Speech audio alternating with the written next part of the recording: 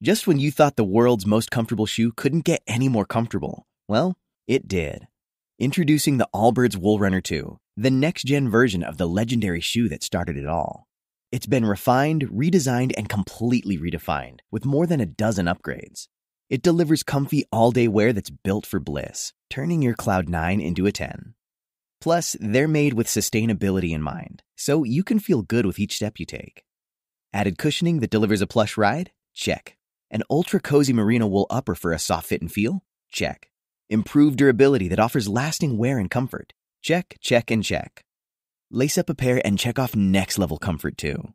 Because when your feet are happy, the rest of you follows.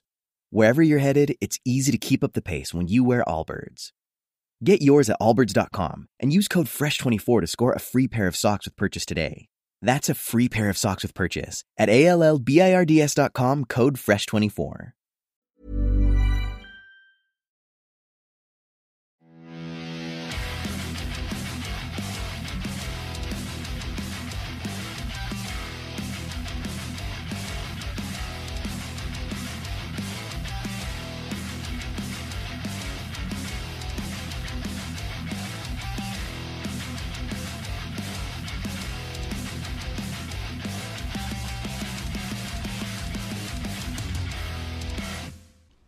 Hello guys, welcome to this week's episode of Heavy Metal Tones with me, your podcast host Tony Evans. Firstly, I'd like to slightly apologise for last week's episode. I'm sure none of you really noticed that I was not myself, although Benji did make that point. I'd had a few gins, it'd been a very hard week. I hadn't enjoyed what I recorded, and when I put the next one out, even though I had all good intentions, I think I rambled into new territory for this old man. Anyway, I hope you did enjoy it. I had one plan that went to another. These things happen. Today though, no gin, just tea. It's been a long day. I've done a lot today, but it's still good, nice and relaxed. I've got my notes in front of me. Anyway, so there's me off to a ramble already. So firstly, I'd like to say to you and to let you know that I'm now on a thing called Buy Me a Coffee. Now, Buy Me a Coffee is a way of promoting podcast providers and hosts with little bits of donation money here and there. It's so that we can pay for the hosting and time to record, albums to buy, streaming platforms to subscribe to, that sort of thing. I've already had one lovely man donate me 3 coffees. You can jump in and do whatever you want. You don't have to do a regular thing. It's, if you feel like doing it, do it. If you don't, that's fine. I'll put the link in the description below in the show notes. It will be very, very helpful. There is a subscription section there, a bit like Patreon. I'm not sure that I'm going to do that yet personally, so I'll just put thoughts out there for you. But anyway, that's there. So there's Buy Me a Coffee, guys. So if you do want to buy me a coffee /tea, as you know, I only drink coffee once a week on a Sunday with my wife. I know people look at me odd when I say that, but coffee's not my thing. I don't mind the occasional one, but it's not really for me. It's a little bit too, I get too much of a head rush from it, which is good, I suppose. But there were times when, there was a time, I'll just sort of digress, but there was a time when my wife and I went Christmas shopping. We got double espressos. I didn't mean to, just got double strength coffees, and we went shopping, and I just felt out of control, and I turned to Karen and I said, "Oh, hey, is it me, or do you feel really out of control?" And she said, "Yeah, must be." Oh, why? It was because we're not used to having strong coffee, and we were both really hyper.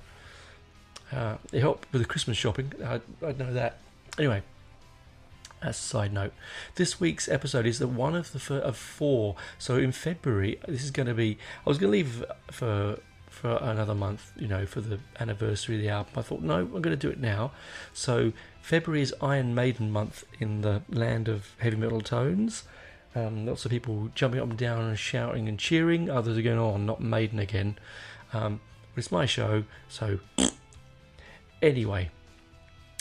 Iron Maiden month, and I thought, what do I do in Iron Maiden month? Do I go into the history of the band? I'm not going to do that, because everyone who's plugged into this podcast more than likely know the full ins and outs of the world's greatest rock band. And so I'm not going to do that. I'm just going to pick 4, which is really difficult, 4 of my favourite albums. Not going to be in any particular order, although this one I'm about to talk about today is my favourite. It's my favourite, and it's been my favourite for a very long time. And it's one of those ones there where Maiden fans either love it, but they'll they tend to amble towards other albums because they're more flash and more pomp and more circumstance and more fireworks and more pyrotechnics and more flashy artwork. But this particular one, and this is Peace of Mind, released on the 16th of May 1983 on EMI Records, is the first album with Nico McBrain on drums, who then became, of course, the stalwart of the band. This alone is a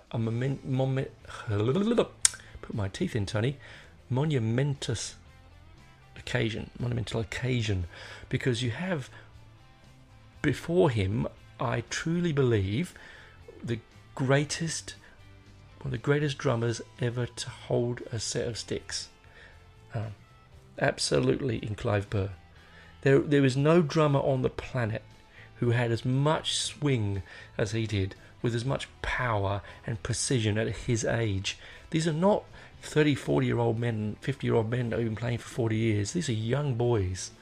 I think, really, there was a whole host of great drummers in the late 70s to early 80s that were just amazing. I mean, another one in that ilk is Paul Cook from the Pistols. I mean, again, untrained, simple rhythms, powerful and driving. And this is the same with Clive Burr. So when sadly Clive leaves, you think there's a massive hole to fill.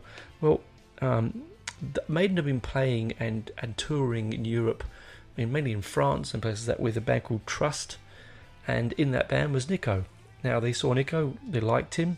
I think they approached his management just as they had the Maiden management done before with Samson for Bruce, and he liked what he saw and thought he'll come and join. Best move of his life, I'd imagine. It reached the charts, did quite well in the charts. Number 3 in the UK, 17 in Australia, and 14 in the US of A. So really healthy numbers.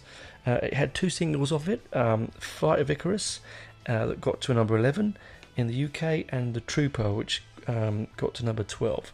So really sort of synergistic numbers there. Why is it my favourite? I think it's my favourite because it straddles. It really does straddle the wave and the crest of new wave of British heavy metal. It's all at once the perfect New album and all at once not a New album. It's a really fascinating dichotomy of sounds on that album. And yes, I said dichotomy. I did, and you can't stop me, and I've said it again. There you go, Mr. Know-It-All. It was produced by the late, great Martin Birch, who sadly we lost in 2020 at the age of 73.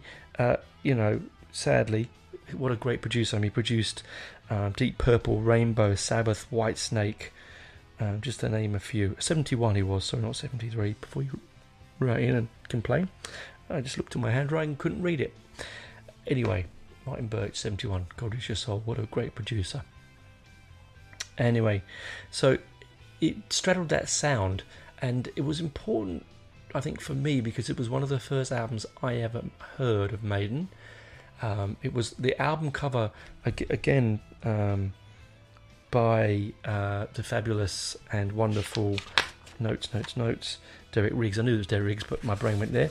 Derek Riggs, again, wonderful, catching, interesting, tells nothing to do with the album or what's in it. Wonderful play on words. Eddie in a padded cell, chained with lots of chains, just wants to break free and get out. and that just is exactly what the album does. It has this break free and get out energy that the lads have put together. This is now the lineup that will stay the lineup up until Bruce and Adrian left and came back. So it is a really tremendous album. It's that lead in, coming out from Number of the Beast, a behemoth of an album with huge singles and just like the cornerstone of the Wobham genre. I think along with the Tigers of Pang Tang's Wildcat, these two albums, and Diamond Head's Light to the Nations, are the albums that really set forth that wonderful motion, that wonderful subgenre of heavy metal that we love, that I love anyway. Kerrang had a poll, ran a poll a few years ago, and the number one heavy metal album of all time was voted by the public was Peace of Mind, followed by Number of the Beast. That surprises me, because I always thought that Number of the Peace of Mind was my favourite, and everyone would go for Power Slave or Seventh Son or Number of the Beast. It did surprise me. Of course, we know that Maiden straddles two eras, and I will be doing one of the Di'Anno era albums, one of the only two in this top four, and probably my honourable mentions. But it's so, look, why do I love it? Look, I put it on at the age of 11 or 12, maybe. Yeah. Brother had it, as I said before. A lot of my influences come through my family, and I put it on, and listen, it is the most sing-along Maiden album I reckon there is. It has one hell of an amazing track in The Trooper, which we'll talk about in a minute. It has the beginnings of the epics, of the Maiden epics that were going to come.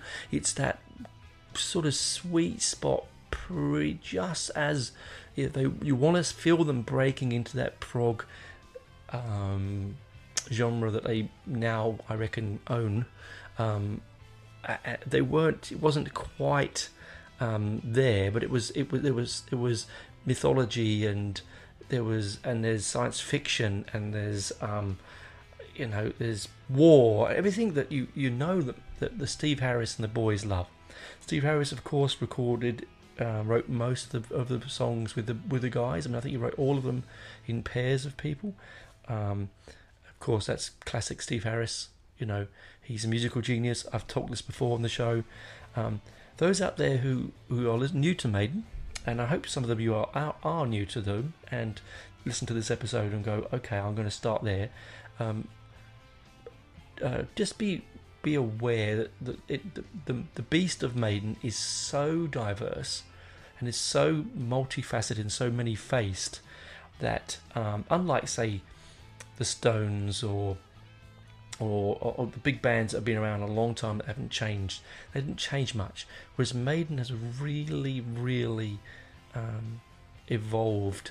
I think is the right word. Like the Beatles did, right from their very first album right to the last, where there was a musical evolution and a musical. The boys grew up. I think that's what these Maiden albums are. That the boys have grown up, and they've learnt more, and they've made mistakes. And let's face it, they make mistakes. The guitar synths on Somewhere Back in Time.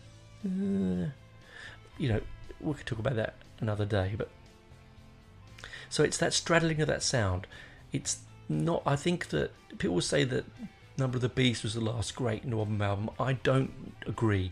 I think that Peace of Mind was the last great Wobham album from the Maiden band. Anyway, there's lots of great Wobham albums after that by other bands, but from Maiden, because it did have that sense of adventure, that sense of DIY steel, that sense of genius bubbling behind it with the hands of Dave Murray and Adrian Smith and Bruce Dickinson and Nico and you know, just all bubbling away, and Steve Harris, you know, just creating these amazing pieces of work.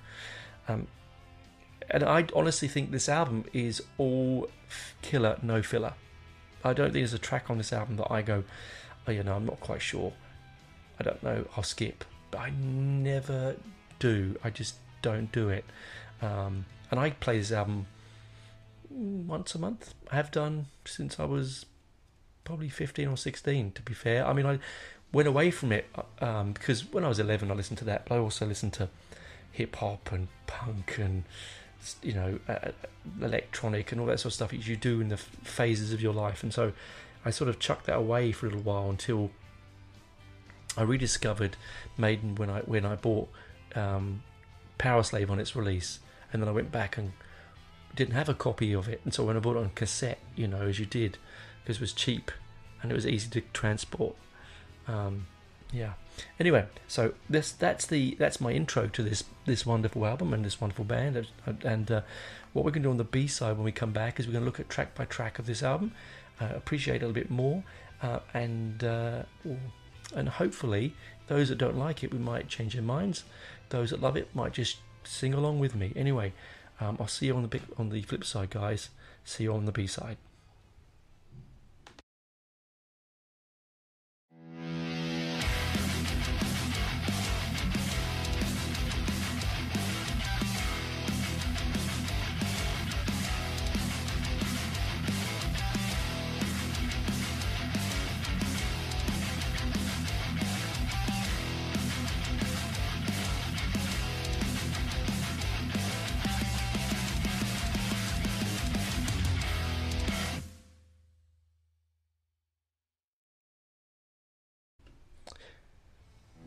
Side of the show, and to a rundown of, as we were talking about in the first part, Peace of Mind, Iron Maiden's first album with Nico McBrain on drums, and for me the golden era of Maiden, of the first part of the life of Maiden anyway.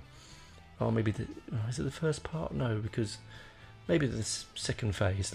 I don't know, whatever way you want to look at it, the golden era of this era of my favourite part of Maiden, in what I often like to describe as the cartoon era of Maiden, which means it's all colourful and bright and brash and joyful and youthful before it became more intellectual and progressive. So we open up the first side of the album, and you put your needle in the groove, you press play on your cassette recorder, or you press play on your CD player, or you push your 8-track into your car and you turn the 8-track on, or if you really are inclined, your reel-to-reel tape, and they are out there. And you get this amazing double kick drum intro to Where Eagles Dare. Now, Where Eagles Dare is a war movie. I'm not going to describe the story. I'll let you go and watch the movie. It's brilliant, one of my favourite war movies of all time, and it's just it's so Steve Harris, it's so Bruce Dickinson, it's just got them all over it. War and war themes, and they really do in this song. I think particularly with Nico's drumming, it really sums up the story of the Where Eagles Dare. Did you hear the seamless edit there? You probably didn't. Anyway, I stopped to have a quick drink because my throat was dry, and then I realised I'd press stop and not pause. You know, I'm not a technical wizard. You know that, guys. That's why you're here. Otherwise, you'd be going to a more plush program. So we're talking about the Eagles Dare. And so it picks up that, you know, it really has that wonderful way of portraying the movie. The movie had Richard Burton and Cliff Eastwood in it, and it was made in 1968. It's a fantastic classic 60s war movie, and you know, it's is one of those movies that once you've seen it, you it gets stuck in your mind forever. It really is. It's basically about the winter of 1943-44 on the Western Front, and it's got commandos, and it's got transport, and it's got the German Alps in it, and it's got US Army Rangers in it. It's just a great movie and a fun movie to watch. So that aside, that's what that song does. It gets your pulse is racing. It's the first song on the album, and the first time we get to introduce Nico. And what does he do? He goes double bass drum, double kick drum. It's just perfect introduction to a new drummer, dynamic and ever so slightly mad. I mean, all drummers are slightly mad, but Nico is sometimes on the wrong side of crazy, isn't he? You know what I mean when I say that in the nicest way. We then roll into Revelations, a very well-loved live song, and Steve Harris hates it. It's really, really interesting. And you know what?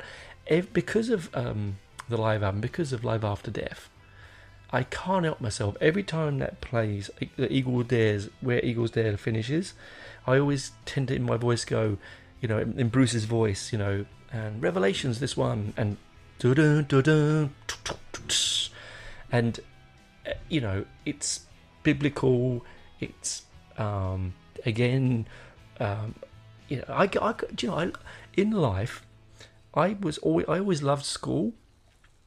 I did. I'm one of those weird people. I loved school. I loved to learn, and I my music teachers and I love school. And in life, I've learned more from Monty Python and Iron Maiden than I'll ever learn from a classroom. You know, because I'd put on a song or listen to Monty Python have a sketch about a philosopher, and I'd go and look it up in the library, pre-Google, you know, or ask my brother, who was very intelligent. Same with Iron Maiden, Revelations. Not being Christian, don't really know too much about biblical information. So Revelations it's new to me. It was new to me then. I learned a lot. You know, it's about I take from it that it's about you know, about the end of the world. It probably isn't. I mean, who knows? Really deep down, I'm sure Steve knows more about what that's about. I mean, lyrically, it's quite an interesting song. You know, we have like, "O God of earth and altar, bow down and hear our cry. Our earthly rulers falter, our people drift and die. The walls of gold entomb us, the swords of scorn divide. Take not thy thunder from us, take away our pride." So, you know, very religious connotations in there, you know. "Just a babe in black, in the black abyss, no reason for a place like this. The walls are cold, our souls cry out in pain. An easy way for the blind to go, a clever path for the fools who know." I mean, these are young men. This is wonderful lyric, you know, in this. And I'm not sure why Steve doesn't like it. He just doesn't. Hey, it's up to him. He's the musician, and we're the people that listen. A lot of great artists don't like their art. I went to art college, and as Benji likes to always point out, he's a big Red Dwarf fan. You know, "You went to art college?" Yes, I did. How did you get in? I just walked into the school. No. And so, you know, when I used to paint, it was always very painful and creative. Or writing music, it was painful and hurt. And if it didn't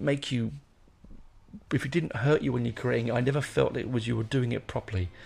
It felt like if you weren't, you know, didn't want to look at your painting or listen to your music or look at your words, you probably weren't creating enough correctly. That's my vision, my view.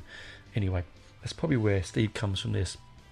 And then we're going to Flight of Icarus, another, you know, ancient story, you know, about a boy that flies too close to the sun with wings of wax and feathers.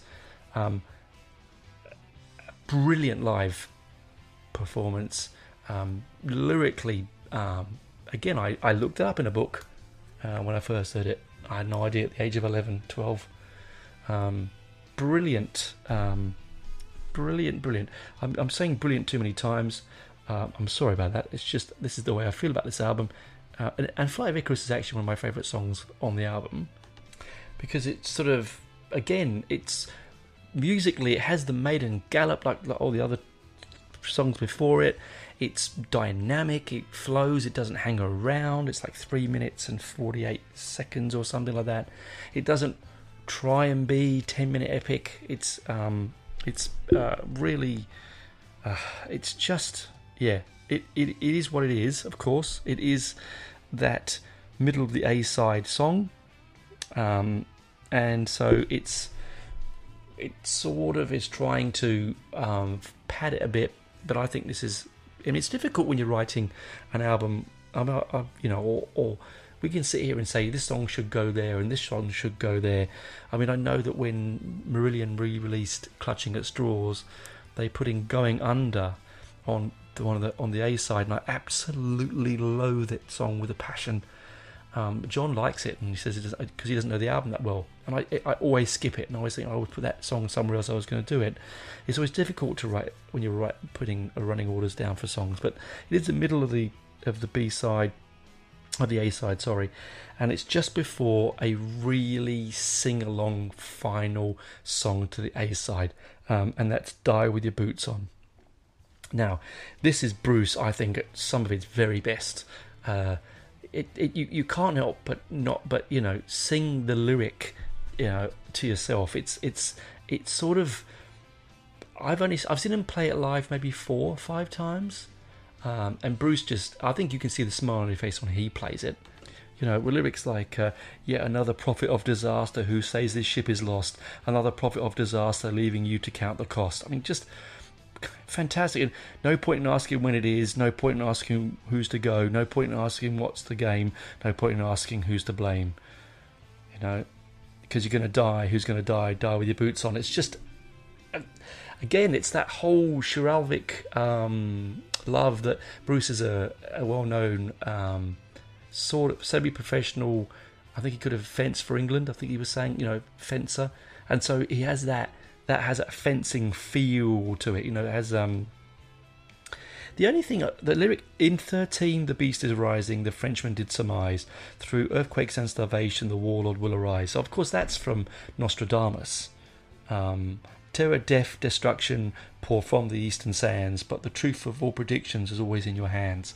So again, you can feel this album it does have a theme. Even though I said before, I don't think it's thematic. There is lots of biblical themes. There's lots of end of world themes, and it's also really sing along.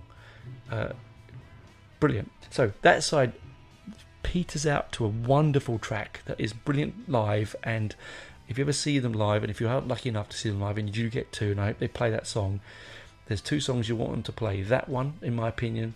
Or 3, The Trooper, which they play all the time, and Rhyme of the Ancient Mariner, but that is a different story. That's a different album. That's for in a couple of weeks' time. So we flip the B-side over, and we get no rest. We go straight into The Trooper. So, you know, everyone, God, man, woman, and child listening to this show, and who loves heavy metal, knows The Trooper. I have a great big tattoo of The Trooper on my back, with him holding the flag. It's the Crimean War. It's the Crimean War because it's obviously the I think it's the you know, the League, onwards, that sort of thing, you know, the poem, and I've gone blank. Let me just pause while I go and get my head into somewhere. Sorry guys. Alfred Lord Tennyson's poem, the Charge of the Light Brigade. Of course, that's what I meant at the Battle of Balaclava in 1854. This is what it's about. My brain went old man, as it can do every now and again. It is hot here in Canberra. It's been really muggy the last few days, and I've been painting the bathroom today, so maybe the fumes of the paint have got my head going. Anyway, so brilliant song, thunderous, wonderful lyric. Again, you know, what more could you ask for in a memorable song? It's one of those singles that once you've heard it, you're never going to unhear it. You know, I mean, I just absolutely The bugle sounds, the charge begins, but on this battlefield no one wins. The smell of acrid smoke and horse's breath as I plunge onto certain death. These are young men writing this stuff. It's just, we hurtle bodies that lay on the ground, and the Russians fire another round. We get so near yet so far away. We won't live to fight another day. You know, it gives you goosebumps when you actually read the lyric, and it's just brilliant, and a fantastic beginning to the B-side. Again, as I said, all killer, no filler. All killer, no filler. And then we get Sun and Steel, and again you get no rest from the war theme or the creativity of these really intelligent men. So this is based on a book released in 1968. It's basically about samurai. So it's a samurai and the life of a samurai. It's a book would I pick up and read that? No. But well-educated men, I mean, Steve Harris and Bruce Dickinson and the boys are well-educated men. They may be from the East End of London. They may have grown up post-war and in a time of austerity, but they are really intelligent men, and they look to educate themselves, and I think they, particularly Steve, you find love in books. Lyrics like, when you killed your first man at 13, killer instinct, animal supreme. By 16, you had to learn to fight the way of the warrior. You took it as your right. I mean, again, just sunlight falling on your steel. Death in life is your ideal. Life is like a wheel. And you know what the thing is? There will be legions and legions of heavy metal fans out there banging their heads to this and listening to this and no idea what they're on about. And that's okay, because it's entertainment and you enjoy it for what it is. For me, I like to know more about these things, and it really makes this album even more interesting. We then go on to the last song on the album, To Tame a Land. Now, in some prints of this, it was released with the original name Dune, D-U-N-E, Dune, not June the month, and so I'd love a copy of that. They call for quite a bit of money, those, and I'm sure that Matt, my friend good Matt, the Iron Maiden nut out there, has got a copy. I have only got the original one with To Tame a Land on it. Now, To Tame a Land is based on Herbert's book Dune, the fight for survival, for a battle of great houses, for a land, a planet that's unsurvivable, that produces the spice that helps you travel through time and through great distances in space. It's the biggest selling science fiction book of all time. It has been printed many, many times. There's been two great movies. I like the David Lynch movie, and I like the one that just got released recently. Both vastly different movies to each other. Another epic song. He uses quite difficult lyrical names from a science fiction book like Dawn Jabbar and things, which are very difficult to get in. To write a 6 or 7 minute song based on a book that's 1,000 to 2,000 pages long is really something to think about. I mean, these sort of big prog bands of the 70s were doing that in one side of an album. These guys are doing it with panache and speed and great guitar solos and wonderful intricate bass harmonies. And it's not just, Steve doesn't just sit behind like most bass players did at one point, one octave down behind the guitars and off you go. He did a lot like Geezer Butler. He played the same guitar parts as Tony or Adrian or the others, and he just played his parts, or Dave. But he's more of a band leader sometimes than Bruce. And it's funny stories, where Bruce had to get Steve to move his monitors, and because Steve wanted to be in front, and didn't want Bruce to be there to fought over the space on the stage.